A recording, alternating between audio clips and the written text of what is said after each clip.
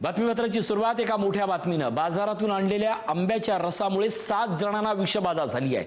अहिल्यानगरच्या शेवगावातील एकाच कुटुंबातल्या 7 जणांना ही विषबाधा झाली आहे। शहरात आंब्याचा रस खाल्ल्यानंतर एका कुटुंबातील 7 जणांना विषबाधा झाल्याची धक्कादायक घटना समोर आली आहे। उपचार करणाऱ्या डॉक्टरांच्या माहितीनुसार काही केमिकल्स पोटात गेल्याने हा प्रकार घडल्याची शक्यता आहे। दरम्यान 7 जणांना डिस्चार्ज देण्यात आला असून एका रुग्णावर उपचार सुरू आहेत। आपण या संदर्भात अधिक चर्चा करूयात। आमचे प्रतिनिधी उमर सय्यद आपल्यासोबत दूरध्वनीवरून संपर्कात आहेत। उमर, अहिल्यानगर मधला प्रकार धक्कादायक आहे। बाजारातून आणलेल्या आमरसामुळे हा प्रकार घडलाय, काय अपडेट मिळत आहेत उमर?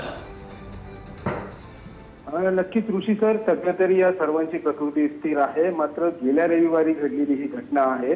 बाजारातून आणलेल्या आंब्याचा रस करून खाल्ल्याने ही घटना घडली असावी अशी माहिती आता जायबाय कुटुंबावर उपचार करणाऱ्या डॉक्टरांनी दिलेली आहे।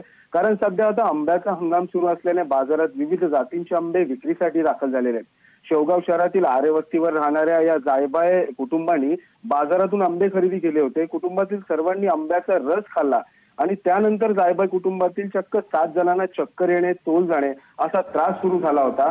नातेवाईकांनी सर्वांना शेवगावमधील खासगी दवाखान्यात उपचारासाठी दाखल केले होते, परंतु सर्वांची प्रकृती बिघडत असल्याने त्यांना अहिल्यानगर शहरातील खासगी रुग्णालयात दाखल करण्यात आले होते आणि या रुग्णांमध्ये अन्नातून विषबाधा झाल्याची लक्षणे आता समोर आलेली आहे। काही केमिकल्स पोटात गेल्याने अशा प्रकारचा त्रास होऊ शकतो असे उपचार करणारे डॉक्टरांनी सांगितलेले आहे।